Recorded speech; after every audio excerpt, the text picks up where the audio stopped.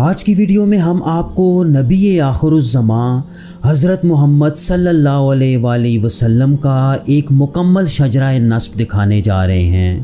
وہ نبی جنہیں اللہ نے قیامت تک آنے والے تمام انسانوں کے لیے ہدایت کا ذریعہ بنا کے بھیجا۔ چنانچہ آج کی ویڈیو میں ہم خاص طور پہ دیکھیں گے کہ آپ صلی اللہ علیہ وآلہ وسلم کا شجرہ حضرت ابراہیم سے کیسے چلتا ہے، اور آپ صلی اللہ علیہ وآلہ وسلم تک جاتے ہوئے اس شجرے میں کون سی اہم شخصیات آتی ہیں۔ آپ صلی اللہ علیہ وآلہ وسلم کا خاندان بنو ہاشم کیسے وجود میں آیا، اور اس کے بڑے بڑے سردار کون تھے۔ اس کے علاوہ آپ صلی اللہ علیہ وآلہ وسلم نے کل کتنی شادیاں کیں، اور آپ کی اولاد کو لے کے شیعہ اور سنی مکتب فکر میں کیا اختلاف پایا جاتا ہے۔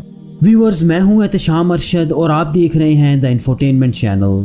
اس فیملی ٹری کو سمجھنے کے لیے ہمیں ابو الانبیاء حضرت ابراہیم علیہ السلام پہ جانا پڑے گا، جنہیں حضرت نوح علیہ السلام کے بعد دوسرا اولو العزم پیغمبر مانا جاتا ہے۔ ان کی سب سے خاص بات یہ ہے کہ انہیں اسلام، عیسائیت اور یہودیت تینوں مذاہب میں بہت اونچا مقام حاصل ہے۔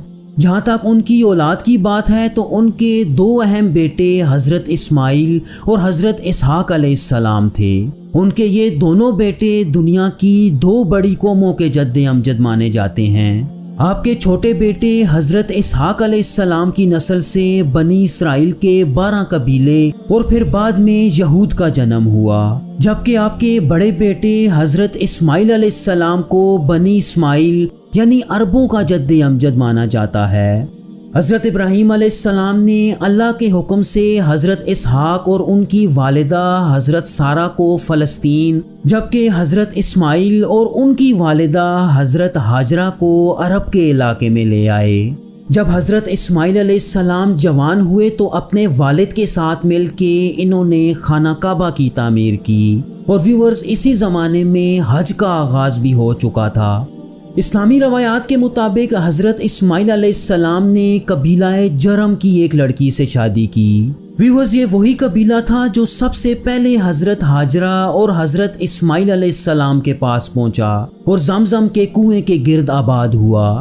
حضرت اسماعیل علیہ السلام سے چند نسلیں آگے حضرت عدنان آتے ہیں، جو آپ صلی اللہ علیہ وآلہ وسلم کے آباء و اجداد میں انتہائی اہم سمجھے جاتے ہیں۔ کہا جاتا ہے کہ ان کے زمانے میں تمام جن و انس انہیں قتل کر دینا چاہتے تھے، کیونکہ ان کی پیشانی پہ نور محمدی صلی اللہ علیہ وآلہ وسلم نمایاں تھا، لیکن اللہ نے انہیں ہر شر سے محفوظ رکھا۔ حضرت عدنان سے چند نسلیں آگے حضرت فہر بن مالک آتے ہیں۔ حضرت فہر مکہ کے سب سے طاقتور سردار تھے، جن کے سامنے کوئی دوسرا سردار ٹک نہ پاتا تھا۔ ان کی اس شان کو دیکھتے ہوئے انہیں قریش کا لقب دیا گیا، جس کا مطلب ایک بڑی مچھلی کے ہیں۔ چنانچہ حضرت فہر کے اسی لقب کی وجہ سے اسماعیلی عربوں کو قریش کہا جانے لگا۔ حضرت فہر کے بارے میں یہ مشہور ہے کہ انہوں نے یمنی بادشاہ حمیر کے خلاف مکہ کا دفاع کیا تھا، جو خانہ کعبہ کو مکہ سے یمن منتقل کرنا چاہتا تھا۔ جہاں تک ان کی اولاد کی بات ہے تو ان کے 7 بیٹے اور 1 بیٹی تھیں، اور نبی پاک صلی اللہ علیہ وآلہ وسلم کا شجرہ ان کے بیٹے غالب سے چلتا ہے، جو اپنے والد کے انتقال کے بعد ان کے جانشین بھی بنے۔ ان سے چند نسلیں آگے قصی ابن کلاب آتے ہیں۔ انہوں نے بنی اسماعیل کی تاریخ میں وہ کام کر دکھایا جو ان سے پہلے کوئی دوسرا سردار نہ کر سکا۔ انہوں نے فہر بن مالک کی نسل سے تمام قبیلوں کو اکٹھا کیا اور خانہ کعبہ کے گرد آباد کر دیا، اور ان تمام قبائل کے پہلے مشترکہ سردار بن کے سامنے آئے۔ قصی ابن کلاب کے سب سے اہم بیٹے عبد مناف تھے، جو آپ صلی اللہ علیہ وآلہ وسلم کے جد امجد ہونے کے ساتھ ساتھ قریش قبائلی اتحاد کے دوسرے سردار بھی مانے جاتے ہیں۔ عبد مناف کے 12 بچوں میں سب سے اہم 4 بیٹے تھے، اور نبی پاک صلی اللہ علیہ وآلہ وسلم کا شجرہ آپ کے بیٹے حضرت ہاشم سے چلتا ہے۔ آپ قریش قبائلی اتحاد کے تیسرے سردار اور نبی پاک صلی اللہ علیہ وآلہ وسلم کے پردادا تھے۔ لیکن ویورز، تاریخ میں اس جگہ ایک ایسا اختلاف شروع ہوا جو اس زمانے سے لے کے شاید آج تک جاری ہے۔ اس اختلاف کی شروعات حضرت ہاشم کے بھائی عبد شمس کے بیٹے امیہ سے ہوتی ہے، جس نے حضرت ہاشم کی حکومت کو چیلنج کر دیا اور اسے کئی قریش قبیلوں کی سپورٹ بھی حاصل تھی۔ مشہور عرب تاریخ دان ابن کلبی کے مطابق امیہ عبد شمس کا منہ بولا یا گود لیا ہوا بیٹا تھا، لیکن کئی دوسرے مورخین اس بات کی نفی کرتے ہیں اور امیہ کو عبد شمس کا اصل بیٹا مانتے ہیں۔ ویورز، یہاں ایک بات واضح کر دی جائے کہ امیہ ابن عبد شمس بنو امیہ، جبکہ ہاشم ابن عبد مناف نبی پاک صلی اللہ علیہ وآلہ وسلم یعنی خاندان بنو ہاشم کے جد امجد تھے۔ اس اختلاف کے باوجود حضرت ہاشم کے پاس مکہ آنے والے حاجیوں کے کھانے پینے کی باوقار ذمہ داری تھی، جبکہ امیہ نے قریش فوجوں کے کمانڈر ان چیف کے طور پہ ڈیوٹی سنبھالی۔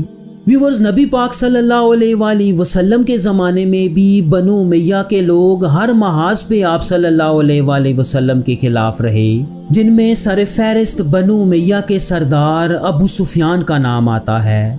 حضرت ہاشم کے بعد ان کے بیٹے عبد المطلب قریش قبائلی اتحاد کے چوتھے سردار بنے، جو آپ صلی اللہ علیہ وآلہ وسلم کے دادا تھے۔ کہا جاتا ہے کہ اپنے والدین کے انتقال کے بعد آپ صلی اللہ علیہ وآلہ وسلم اپنے دادا عبد المطلب کی کفالت میں آ گئے۔ روایات میں آتا ہے کہ عبد المطلب نے زمزم کے کنویں کی دوبارہ کھدائی کی، جسے قبیلہ جرم نے مکہ چھوڑتے وقت مٹی سے بھر دیا تھا۔ اس کے علاوہ عام الفیل کا سال بھی انہی کے زمانے میں آیا کہ جب اللہ کے حکم سے ابابیلوں کے ایک جھنڈ نے ابرہہ کی ہاتھیوں کی فوج کو کنکریوں سے نیست و نبود کیا، جو خانہ کعبہ کو ڈھانے کے لیے مکہ کی طرف بڑھ رہا تھا۔ جہاں تک ان کی اولاد کی بات ہے تو ان کی 6 بیویوں سے کم و بیش 9 بیٹے تھے۔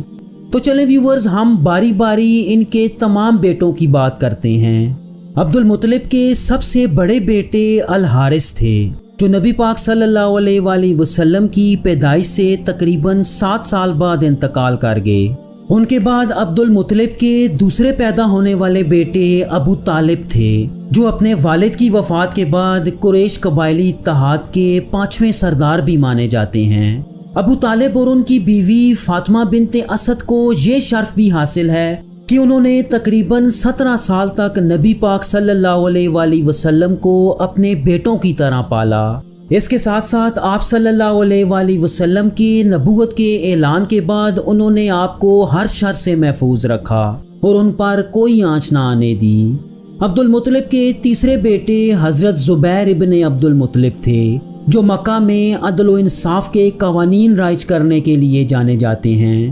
تاہم ان کا انتقال آپ صلی اللہ علیہ وآلہ وسلم پہ وحی کے نزول سے پہلے ہی ہو گیا تھا۔ ان کے بعد عبد المطلب کے سب سے اہم بیٹے ابو محمد یعنی عبداللہ ابن عبد المطلب پیدا ہوئے، جو آپ صلی اللہ علیہ وآلہ وسلم کے والد تھے۔ ویورز، ان کا ذکر ہم آگے جا کے کریں گے۔ حضرت عبداللہ کے بعد عبد المطلب کا وہ بیٹا آتا ہے جس نے اپنے بھتیجے یعنی نبی پاک صلی اللہ علیہ وآلہ وسلم کی مخالفت میں کوئی کسر نہ چھوڑی۔ آپ صلی اللہ علیہ وآلہ وسلم کے اس چاچا کا نام ابو لہب تھا، جس کے نام سے اللہ نے قرآن میں سورۃ اللہب بھی نازل کی، جس میں ابو لہب اور اس کی بیوی کو جہنم میں جلنے کی وعید سنائی گئی۔ ابو لہب کے بعد آپ صلی اللہ علیہ وآلہ وسلم کے چاچا اور صحابی الرسول حضرت عباس آتے ہیں۔ آپ نبی پاک صلی اللہ علیہ وآلہ وسلم سے 3 سال بڑے تھے اور آپ کا شمار مکہ کے امیر تاجروں میں ہوتا تھا۔ غزوہ بدر کے موقع پر کفار انہیں زبردستی جنگ میں لے آئے تھے، تاہم آپ رضی اللہ تعالیٰ عنہ جنگ کے بعد قید کر لیے گئے اور فدیہ دے کے رہا ہوئے۔ ویورز، حضرت عباس کی اولاد نے انہی کے نام سے 8ویں صدی عیسوی کی عباسی سلطنت کی بنیاد رکھی، جن کا دور مسلمانوں کا سنہری دور سمجھا جاتا ہے۔ حضرت عباس کے بعد آپ صلی اللہ علیہ وآلہ وسلم کے وہ چاچا آتے ہیں جنہیں آپ صلی اللہ علیہ وآلہ وسلم سب سے زیادہ محبت کیا کرتے۔ ان کا نام حضرت حمزہ بن عبد المطلب تھا۔ آپ نبی پاک صلی اللہ علیہ وآلہ وسلم سے تقریباً 2 سال بڑے تھے اور انہیں آپ صلی اللہ علیہ وآلہ وسلم کے چاچا ہونے کے ساتھ ساتھ رضائی بھائی ہونے کا شرف بھی حاصل ہے۔ آپ غزوہ احد میں اللہ کی راہ میں لڑتے ہوئے شہید ہو گئے اور ان کی شہادت کے موقع پر پورے کفار مکہ میں جشن منایا گیا، کیونکہ غزوہ بدر میں انہوں نے چن چن کے قریش کے بڑے بڑے سرداروں کو جہنم واصل کیا۔ آپ کی شہادت کے بعد نبی پاک صلی اللہ علیہ وآلہ وسلم نے انہیں سید الشہداء کا لقب دیا۔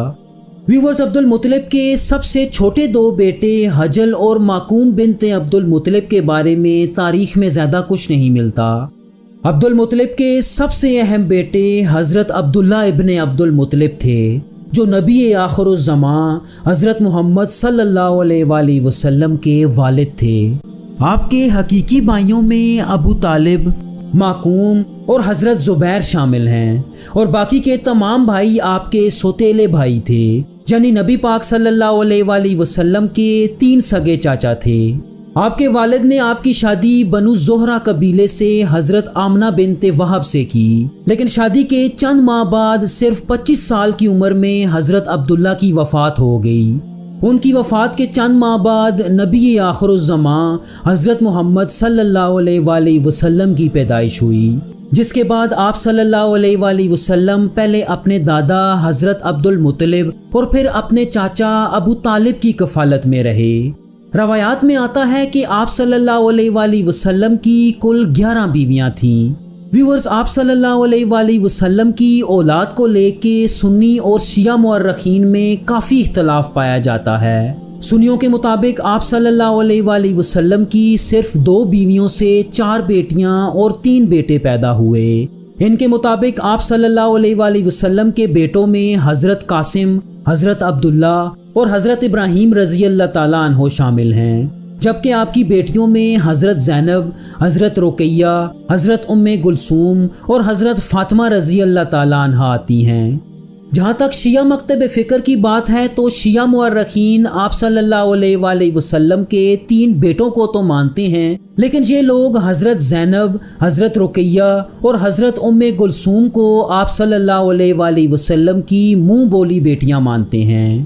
چنانچہ شیعہ مکتب فکر کے لوگ صرف حضرت فاطمہ رضی اللہ تعالیٰ عنہ کو ہی آپ کی حقیقی بیٹی مانتے ہیں۔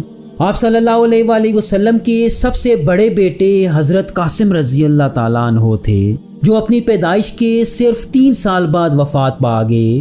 ان کے بعد آپ صلی اللہ علیہ وآلہ وسلم کی بیٹی حضرت زینب آتی ہیں، جو آپ صلی اللہ علیہ وآلہ وسلم کی بیٹیوں میں سب سے بڑی بیٹی مانی جاتی ہیں۔ ان کی شادی حضرت حدیجہ کی بہن حالہ بنت حوالید کے بیٹے ابو العاص سے ہوئی، جن سے ان کے ایک بیٹے علی اور 2 بیٹیاں امیمہ اور مریم پیدا ہوئیں۔ حضرت زینب کے بعد آپ صلی اللہ علیہ وآلہ وسلم کی 2 بیٹیاں حضرت رقیہ اور پھر حضرت ام کلثوم رضی اللہ تعالیٰ عنہ پیدا ہوئیں۔